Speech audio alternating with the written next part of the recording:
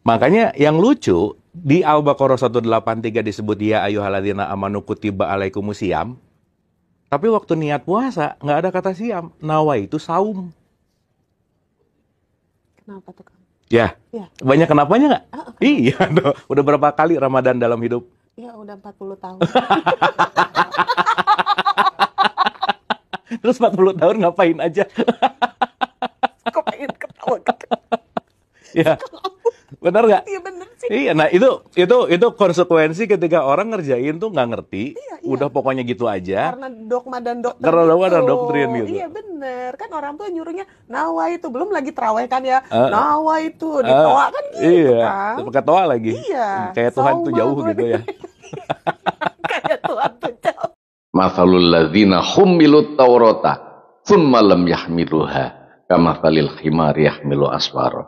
Mereka yang berbicara tentang agama seperti hal itu kamathalil himari, seperti khimar yahmilu asfara, khimar yang membawa kitab yang ada di punggungnya, yang hanya seakan-akan membawa literasi agama, tetapi dia tidak pernah membaca kitab itu karena hanya di punggungnya.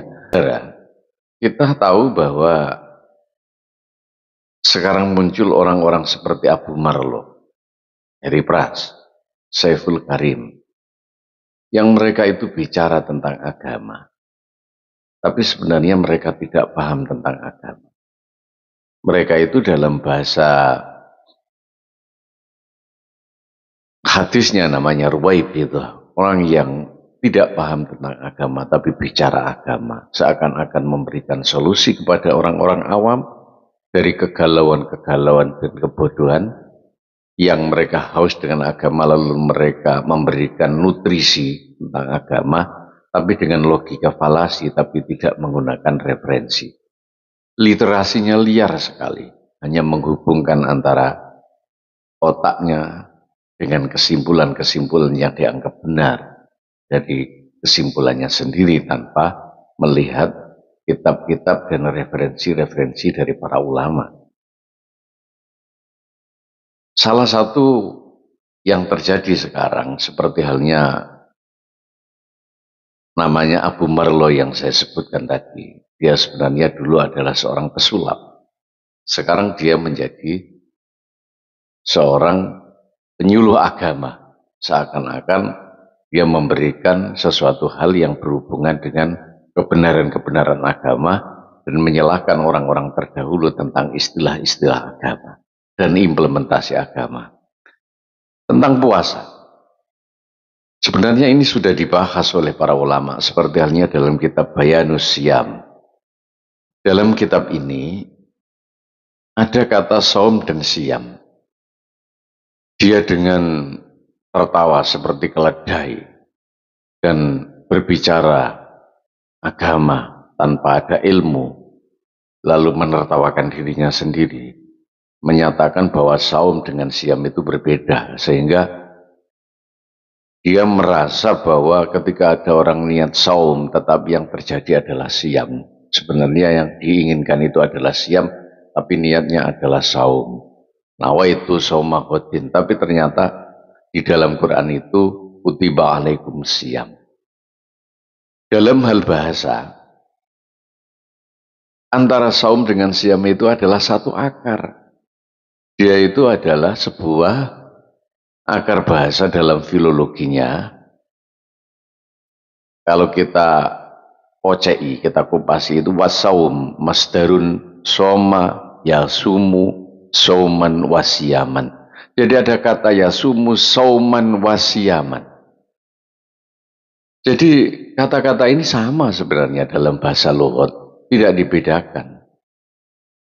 Dalam istilah imsak anil muftir an wajin mahsusin, yakni menahan ya dari berbuka dengan syarat-syarat dan ketentuan yang khusus. Atau dalam hal lain dikatakan al-imsaku mutlaqan anit ta'am wasyarab wal kalam wa nikah wasair. Secara umum saum itu adalah mempunyai arti bahwa menahan lapar, menahan dari minum, menahan dari berbicara, nikah, dan wasairi, berjalan. Ini hikayat seperti yang disampaikan oleh Sayyidah Maryam, inni nadartu lirrahmani sauman walam ukallimal yawma insiya. Hanya perbedaannya, biasanya kata saum itu disampaikan sebelum surat Makkiyah, dan setelah itu Madaniyah menggunakan banyak kata siam. Jadi kedua-duanya mempunyai arti sama secara lughat, secara bahasa. Bahkan para ulama menyatakan ada 3 hal yang sama. Pertama adalah saum, yang kedua adalah imsak, yang ketiga adalah al-kafu, yang keempat adalah asumtu. Nih. Kemudian dalam makna syariat, mari kita melihat seperti halnya yang disampaikan oleh para ulama Mesir, kumpulan dari ulama-ulama yang kemudian memutuskan di Darul Ifta. Coba kita lihat lagi. Hal hunaka, ada pertanyaan, farqun fil istiqmali syar'i bainal lafdhu as-saum wasyam. Apakah di sana ada penggunaan syariat lafal saum dan siam?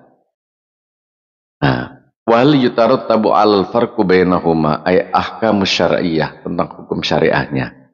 Jawabannya bagaimana? Coba dilihat ini orang-orang yang punya ilmu dan keputusan para ahli ilmu. Bukan seperti Abu Marlo.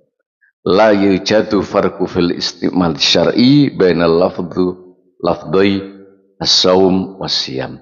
Tidak ya ada perbedaan yang ditemukan dalam penggunaan syariat lafal saum dan siam kedua-duanya fil makna, ay annahuma yadullani ala nafsil makna wal imsakil maksus, yaitu menahan sesuatu secara khusus.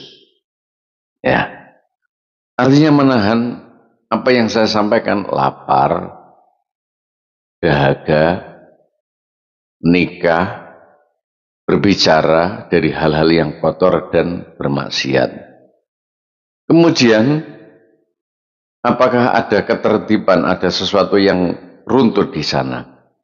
Tidak, li'annaha mustawiyani fid dilalah ala ma'nan wahidin. Maknanya satu. Wawal madhkur yang sudah dinutur, sudah jelas. Apa? Wala tujadu dilalatan syar'iyatan zaidatan yadullu 'alaiha ahaduhuma dunal akhar. Tidak ada perbedaan makna keduanya dari satu dan satunya.